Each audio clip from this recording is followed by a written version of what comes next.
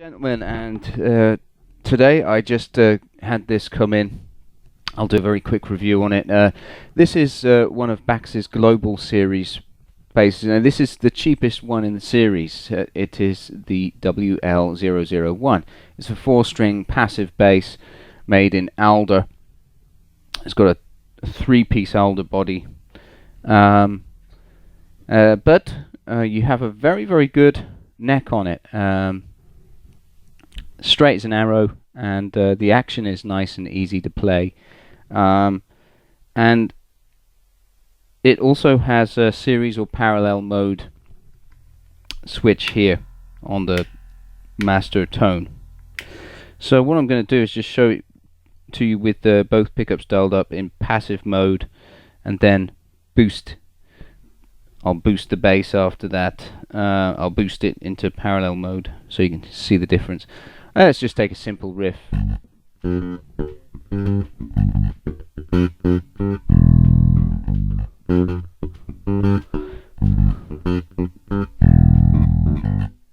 Okay, and then we'll put it into parallel.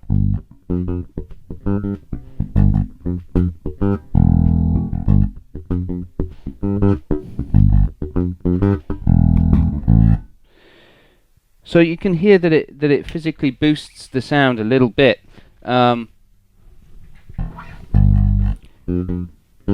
Passive. Sorry, well, I'm calling it passive, but standard mode and then parallel mode. Let's hear that on a chord as well.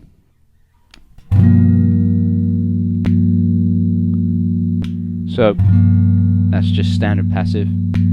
That's boosted. So it does make quite a bit of difference. Now what you got here is when you're in boost mode, you can't pan the pickups. There is no pan actually. It's two volume controls. So if I just want to be on the rear pickup, which we'll look at now, we simply turn down the front pickup here and leave the rear pickup up.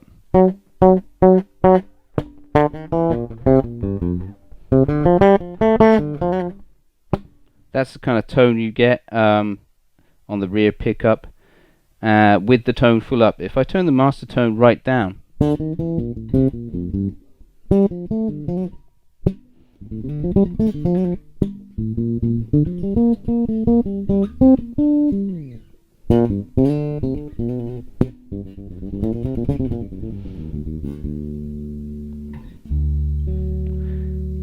and then midway, get that bite.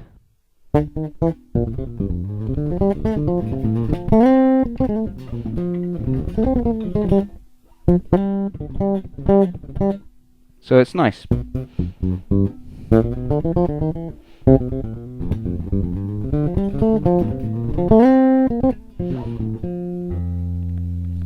So that's what it's like on the rear pickup. It's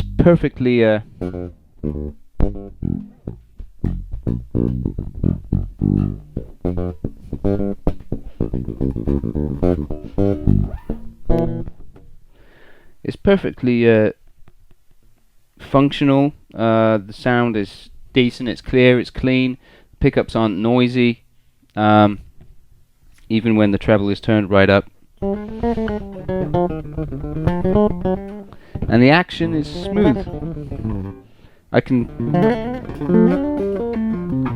Although it's not as nice as its higher end counterparts, like this blue one here is a made in Japan craft series, which that thing just plays beautifully. It's still very nice. It's still got a nice easy action. It's very similar to the WL003 or the MGC BBS that I did reviews on too, if you want to check those out. Those are really good too.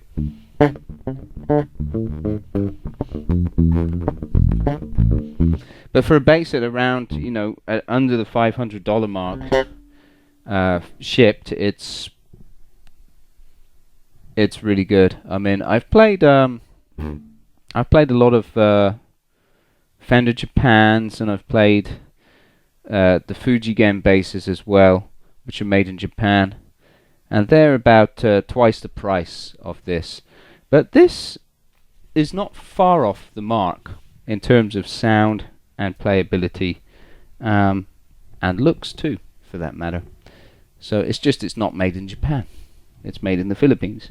But I mean, that doesn't really matter if you're on a budget, does it? You can't really expect to get something made in the US or made in Japan or made in Great Britain for around $500, can you? It's just not very common to find that, especially handmade. These are handmade, but just in the Philippines. And as I've explained before, the Philippine factory that makes the global range is managed and overseen by Japanese staff who are there on site, making sure that quality control is enforced and that the building techniques are consistent, or as consistent as they can be with the Japanese instruments. And I have to say, the necks are really good. The fretwork is tidy. I've seen worse fretwork on, to be honest, I've seen worse fretwork on Lacklands. You know, the fretwork on this is better. And even the woods are sourced in the Philippines. But yeah, they're nice. They're nice woods. This is rosewood and maple neck, of course. So Philippine alder. Yeah. The things that really show you that this is a cheaper instrument, you wouldn't know otherwise to pick it up and play it, listen to it. But the giveaways are really the acrylic nut, and well, the bridge is okay, you know. The bridge is like an old style jazz bridge, and the tuning heads are decent. They're not high-end Goto or anything. They're third-party nickel-plated. I think they're nickel-plated. Yeah. But yeah, they do their job nicely. Not the best in the world. You could always swap them out. You know, it's something that costs under $500. You know, you could swap out the tuning heads and the bridge if you wanted to for higher end stuff. The bass itself plays well, sounds good. I think it's really definitely good value for money. Let's just have a listen to the front pickup now. So we'll do that in passive mode.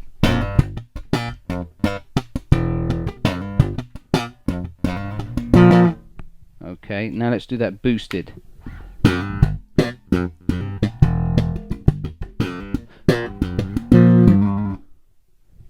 You can hear there's a major difference there, so it's really nice actually.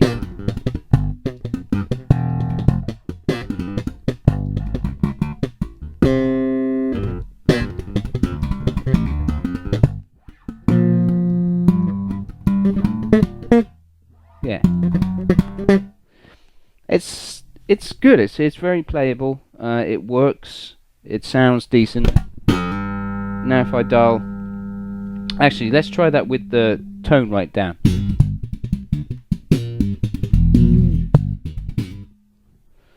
Tone midweight.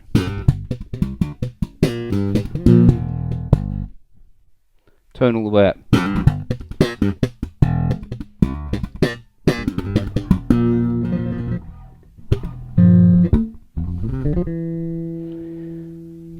Yeah, so it's got a decent array of sounds, and then finally we'll do that with both pickups balanced.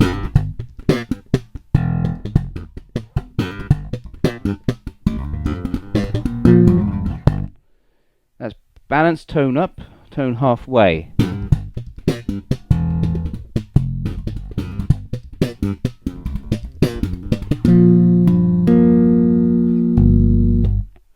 And all the way down.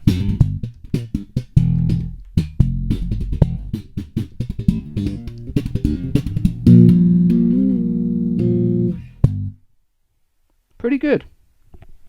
Pretty good indeed. I'm impressed. And then the response, let's just have a look at the response of the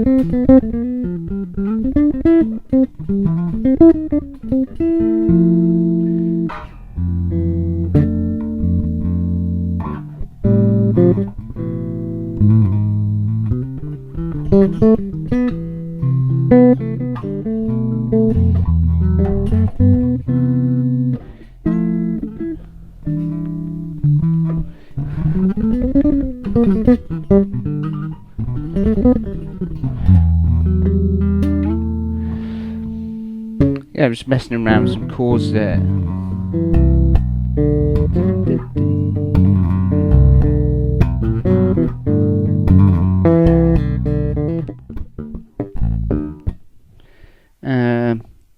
Yeah, it plays pretty evenly all the way,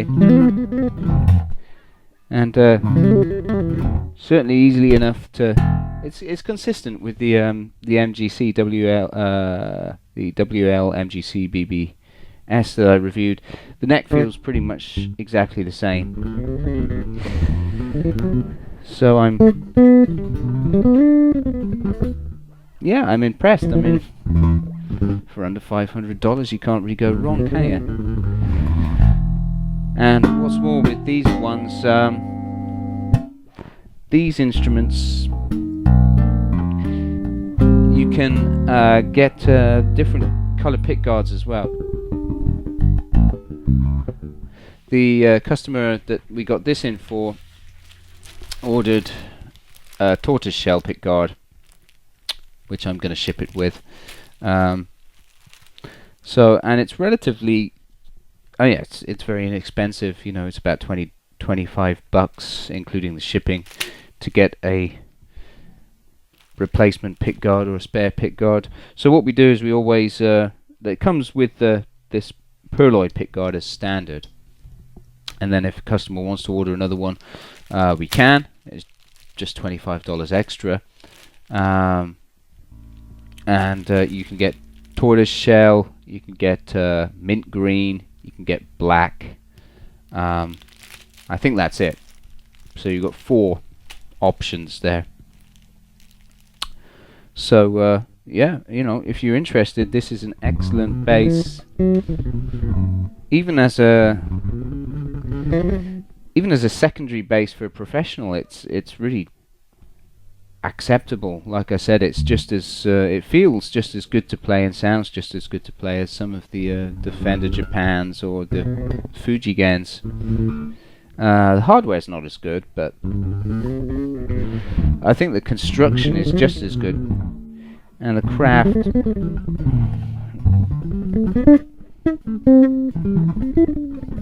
Yeah, I think that plays just as nicely. You know, I'm impressed. This range is really good. And you know, in the global series, there's a number of models that are available. They've been quite popular, actually. Behind me, there's a TF501.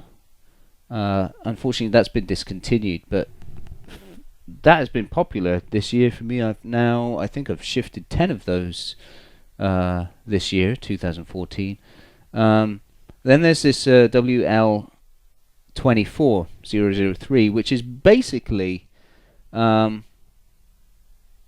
the electronics and hardware is exactly the same as this, but the body shape is a bit smaller and it has 24 frets. It's a bit more expensive than this, but yeah, essentially it sounds the same. Yes, it's a good instrument, does its job. I think the standard 21 fret neck is maybe, to me it feels a bit nicer. But apart from that, yeah, the sound is the same. Yeah, it's impressive. It's definitely good stuff for the money. Yeah, there you go. So this one's in Snow White, and there are various colours that you can get. There's Sonic Blue, there's Metallic Orange, metallic green, Lake Placid blue, black, and what else is there? Oh yes, of course, candy apple red. Yeah. So there's a pretty nice array of colors, and what you get is a pretty classic sounding instrument with smart, handsome looks. So there you go. That's the Bacchus WL001. If you're interested, you can get these factory direct. Like I said, they weigh in at under $500, even shipped. So it's a bargain. Yep. Thanks a lot again for watching, and I'll see you again for another review.